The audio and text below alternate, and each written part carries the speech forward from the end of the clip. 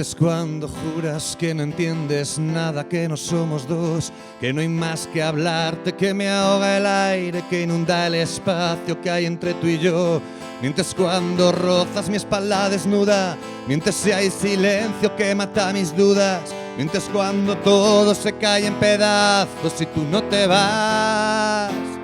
Mientes cuando sueñas tu vida a mi lado, mientes si tus besos no son demasiados, mientes cuando esperas que te dé de nuevo una oportunidad entre tú y yo.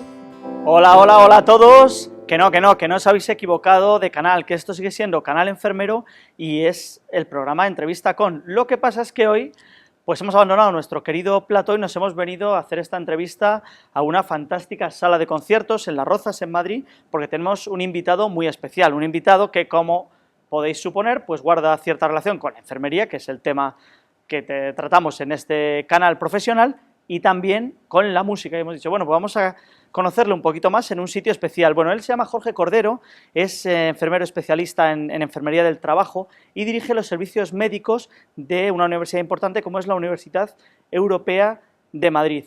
Y le tenemos hoy aquí con nosotros pues porque tiene la suerte, está enhorabuena porque ha sacado su primer disco, que se llama A Destiempo, que podéis escuchar en Spotify, vamos a poner en la descripción del vídeo y aquí abajo en rótulos el enlace para poder escucharlo. También trabaja en el segundo. Bueno, es un enfermero apasionado de la música y que, bueno, pues su estilo, vamos, como habéis visto, pues tiene toques de Los Secretos, de Antonio Vega y, bueno, y también un poco de Loquillo, algunas canciones un poco más gamberras, pero lo digo yo que no tengo ningún oído musical y a lo mejor está pensando que estoy diciendo tonterías. Bueno, vamos sin más a conocer un poquito más a nuestro invitado. Jorge Cordero, ¿qué tal? Bienvenido a Canal Enfermero. Encantado.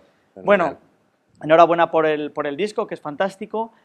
Cuéntanos un poco cuál es tu trayectoria, tanto en la música, ¿qué es antes o qué es primero, la música o la enfermería? ¿Y cómo llegas a esa duplicidad de vocaciones? Pues mira, yo creo, hombre, lo primero que surgió fue la música, o sea, eso desde siempre era una pasión que yo tenía y empecé a tocar la guitarra desde muy pequeño y siempre ha sido muy autodidacta el tema porque empecé a hacer solfeo y cuando me pidieron primero de un instrumento tuve que decir que no porque no sabía tocar nada y entonces me puse a tocar la guitarra, ¿no?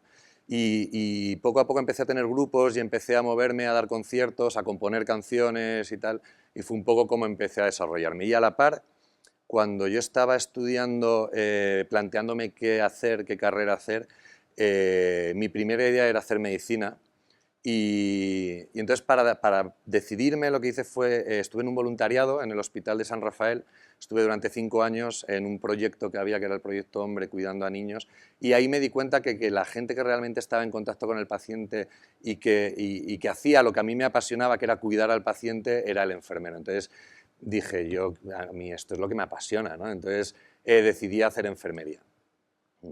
Y luego pues compaginas ambas cosas, porque tocas aquí en el sitio donde estamos, Sí. Tocas también de vez en cuando y en otros sitios, o sea que no es que sea un hobby, que Sí, es la verdad serio, es que ¿no? llevo ya tiempo, de hecho estuve con varios grupos y hubo un punto clave de inflexión hace 5 años y tal en el que decidí, dejamos el último grupo y decidí ponerme un poco solo por mi cuenta, ¿no? Y dije, bueno, pues puede ser que ya se acabe todo y que simplemente sea un hobby o que realmente el tema funcione. Entonces contacté con salas, empecé a dar conciertos, la gente le empezó a gustar, me empezaban también a contratar para eventos particulares y tal, para fiestas privadas y demás, y entonces poco a poco empezó a crecer el tema y se empezó a convertir ya en algo, ya no solo hobby, ¿no? Entonces ha sido un poco ese devenir un poco del tema, ¿no? Y entonces fue cuando me planteé componer el disco y grabarlo para tener también algo, ¿no? Como para cerrar una etapa y empezar una etapa nueva también. Claro, porque dices, has mencionado que me contrataban para eventos, porque tú también haces versiones, Sí.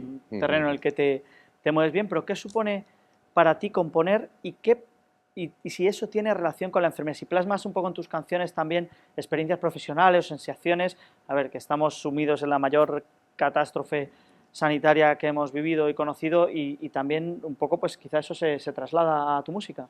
Vamos a ver, para mí el componer es un ejercicio brutal, o sea, es como el psicoanálisis, como quien dice, ¿no? O sea, cuando uno compone y saca fuera algo que a lo mejor ni siquiera te estás planteando, decir, voy a hablar ahora del COVID, pues a lo mejor no hablas del COVID, pero escribes y lo que va saliendo vas viendo que realmente es lo que tú estás sintiendo en esos momentos, ¿no? Con lo cual esas sensaciones siempre se plasman ahí. Cada momento que tú vives lo plasmas en una canción, ¿no? Y eso es lo que hace que las canciones sean verdaderas y le llegue a la gente. Si tú cantas algo solo porque quede bonito o tal... Sí que tienes que sentirlo. Sí, es fundamental. Yo cuando hay canciones que veo que estoy forzando frases o que veo, las dejo, las aparto y se acabó. Yo normalmente compongo, o sea, los temas, no puedo estar más de 1 o 2 horas componiendo un tema, porque como vea que me bloqueo, entonces lo tengo que apartar. Entonces tienen que salen muy automáticas, ¿no?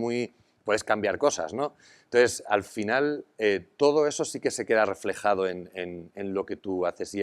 Y es un ejercicio en el que al final, cuando acabas, de repente respiras y es como si te hubieras quitado un peso de encima y tal, y como que asumes y aceptas muchas cosas y cambias, ¿no? Y de repente eso te hace evolucionar, ¿no? Y avanzar. Hemos hablado en este programa con enfermeras que tienen vocaciones, pues por ejemplo literaria, ¿no? Hay muchas enfermeras que escriben libros y dicen, no, es que esto, o sea, incluso en el caso, desde luego si tiene que ver con la enfermería o con la sanidad, seguro, también le vale liberación, pero a veces hay el otro perfil que es, no, rompo con todo y tengo mi paréntesis para poder respirar y volver con más fuerza a mi trabajo, porque al final es verdad que tú trabajas en la universidad, pero que la enfermería, como una profesión exigente y de mucha responsabilidad, pues te exiges al 100% y eso también te deja un poco... ¿Qué es para ti un analgésico la música? Sí, a mí la música me ha dado la vida. O sea, a mí lo que me ha dado es poder hacer ese break para poder coger fuerzas para poder seguir. O sea, todos sabemos el desgaste que hemos tenido nosotros en la universidad a la hora también de preparar todo, del seguimiento, de todo el trabajo que estamos haciendo con el tema del COVID. Y para mí, por ejemplo, yo toco todos los miércoles aquí en el Aperitoche, que es una sala además que también ha sufrido lo suyo y que da todo por los músicos y tal. Y para mí el venir aquí los miércoles a las 9:30, romper con todo, es que ya me cambia la semana. O sea, el jueves vuelvo con otra fuerza a trabajar, cambio, ¿no? O sea, es un analgésico total, pero que no te adormece, sino que te despierta y te hace estar activo, te da una energía brutal, ¿no? Entonces, yo empecé a hacer esto los miércoles, a pesar de que es un día que viene poca gente, precisamente por tener la posibilidad de cantar mis canciones, de poder descansar, de poder desfogarme y tal, y tener ese chute de energía a mitad de semana. Y me está funcionando, aparte de los conciertos que haga los fines de semana y demás, ¿no? Mencionabas el tema de la universidad. ¿Cómo llegas, primero que eres especialista en enfermería del trabajo, importante, y siempre decimos, es que hay enfermeras en todos los sitios, hay enfermeras en las empresas, en los colegios debería haber, y también en la universidad. ¿Cuál es un poco, qué te lleva a ese puesto y cómo describirías un poco, supongo que tendréis, aparte de posibles emergencias que pueda haber, porque hay muchísimos alumnos, pues planes de educación para la salud, o sea, otro tipo de actuaciones enfermeras. Cuéntanos un poco del trabajo no musical. Pues mira, yo llegué a la especialidad un poco porque empecé con esa experiencia antes de que hiciera la formación de enfermero del trabajo. Empecé trabajando en el IKEA de Alcorcón y de enfermero de empresa. He pasado un poco por todo, he trabajado en psiquiatría también, en La Concha estuve trabajando en psiquiatría, que me apasiona la psiquiatría también, he estado trabajando en centros de salud, en residencias, en hospital, un poco de todo, ¿no? Y llegué a esto y un poco llegas un poco por dejarte llevar, ¿no? Y empecé a trabajar ahí, me empezó a gustar y llegó un punto, luego estuve trabajando en Hewlett Packard, también en HP de enfermero del trabajo, y luego ya llegué a la universidad, ¿no? Y en la universidad, que llevo ya 13 años allí, yo creo que me he mantenido un poco porque siempre he ido creciendo, ¿no? Si estás en un sitio y te adormeces, al final no merece la pena seguir ahí, ¿no? Sin embargo, a mí yo he tenido la suerte de poder crecer, ¿no? Empecé de enfermero del trabajo, luego me hicieron responsable de prevención y salud, estuve durante varios años llevando todo el tema de prevención y salud, tanto aquí como en Canarias y en Valencia, que tenemos universidades, como en Portugal también organizando. Y ya hace 2 años hubo un momento en que decidimos separar la parte técnica de la parte de salud y entonces ya me hicieron director de lo que es servicios médicos de estudiantes y de empleados. Y allí hacemos absolutamente de todo, o sea, hacemos desde todos los reconocimientos médicos de empleados, hacemos unos 700 reconocimientos al año aproximadamente, en el equipo hay 2 médicos y otras 2 enfermeras también que hacen asistencial, que tenemos asistencial también de todo el tipo que te puedas imaginar, desde fracturas a infartos, a enfermedades de transmisión sexual, o sea, todo lo que te puedas imaginar. campañas de salud también que hacemos pues desde tema de campañas de vacunación hasta donación de sangre, a temas de cáncer de colon, de melanoma, un poquito de todo, ¿no? Seguimiento de pacientes psiquiátricos también, que tenemos mucho paciente, como todos los lados, vamos, y nosotros hacemos seguimiento con un protocolo de psiquiátricos. Bueno, es bastante intenso y ahora con el COVID ha sido Eso te iba a decir, porque brutal. al final esto ha sido brutal para todos, pero a los universitarios, en vez de a la gente joven, pues lo ha pasado fatal, ¿no? Sí. ¿Qué habéis notado? ¿Habéis notado que la gente ha caído en depresión o pasan de todo? ¿Ha habido, ¿cómo les has inculcado el usar la mascarilla a distancia, además? Ha habido fases, ¿no? Ha habido una primera fase, para nosotros la más compleja, que fue la del montaje de todo. O sea, nosotros desde que acabó el confinamiento hemos estado allí organizando y montando todas las medidas de seguridad para que toda la gente pudiera estar tranquila yendo allí. De hecho, no hemos tenido ni un solo contagio interno que se haya producido por las aulas o por haber estado en prácticas o cualquier cosa, sino que todos los contagios han venido de fuera, con lo cual ahí nos sentimos bastante orgullosos de que todas las medidas que hemos montado han servido. Entonces, esa primera fase fue muy intensa, el transmitir todo pues a través de vídeos, a través de links, a través de noticias, a través de correos, para que la gente supiera qué hacer en caso de caso o contacto. Todos nos tienen que llamar a nosotros, todos los casos o contactos, para hacer seguimiento y trazabilidad. Son 15.000 estudiantes que nos llaman, hacemos seguimiento, llamamos a los contactos estrechos, o sea, el seguimiento es muy intenso. Tenemos un teléfono 24 horas donde nos llaman a cualquier hora para dudas o para comunicarlo. Y entonces eso ha sido muy intenso al principio y ahora estamos en un punto en el que la gente se está relajando mucho. Es verdad que hay menos casos, es verdad que el tema está más tranquilo, pero es verdad que no podemos quitar todo el riesgo que seguimos teniendo. Y entonces ahora el problema es estar un poco de policías, ¿no? De estar ahí en la universidad cada poco, súbete la mascarilla, por favor no os juntéis más de X personas, pero tenemos que mantenerlo porque tenemos que mantener la seguridad en la universidad para todos, ¿no? Es fundamental.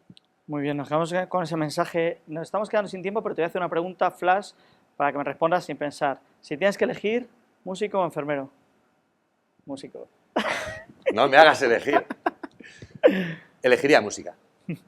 Bueno, pero de momento, si mientras no triunfes como Queen, pues no dejaría la enfermería sigues nunca. con la enfermería, que tenemos ahí un súper enfermero dirigiendo los servicios médicos de una universidad con tantísimos estudiantes, como comentaba Jorge. Bueno, nos tenemos que despedir. Os agradecemos mucho estar ahí en esta entrevista tan especial, tan fresca, y que sigáis la música de Jorge, que la compartáis y que descubráis a un artista con mayúsculas. Y como no podía ser de otra manera, pues aquí en Canal Enfermero despedimos el programa pues con una pinceladita musical que nos va a hacer otra canción Jorge, y os recordamos que aquí estamos contando toda la actualidad de la profesión en vuestra televisión en Canal Enfermero.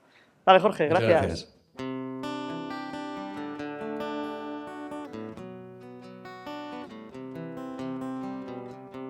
Cuando esas gotas en tu ventana se cansen de llamar, cuando la brisa que roza tu cara deje de suspirar, cuando el silencio te esconda el tiempo y no sepamos a quién oír, y te preguntes por qué lo has hecho o quién te quiso mentir, volver a sentir esa sensación, una palabra que hiere mi corazón, tu mirada y la mía que se encontrarán, una historia que no tiene final. Cuando el sol se esconda en tu montaña y la ilusión se aleje de ti, cuando no aguantes esa mirada que tiempo antes te hacía feliz, cuando cierren todos los bares y no sepamos a dónde ir, y te preguntes de verdad qué quieres o qué me quieres decir, volverás a sentir esa sensación, una puerta abierta y un simple adiós, una herida que duele y no puedes gritar, esos sueños que tienes que hablan de libertad, volverás a casa sin aprender todas las cosas que te dije ayer, seguirás amando sin sospechar que lo que amas no tiene final, no tiene final, no tiene final.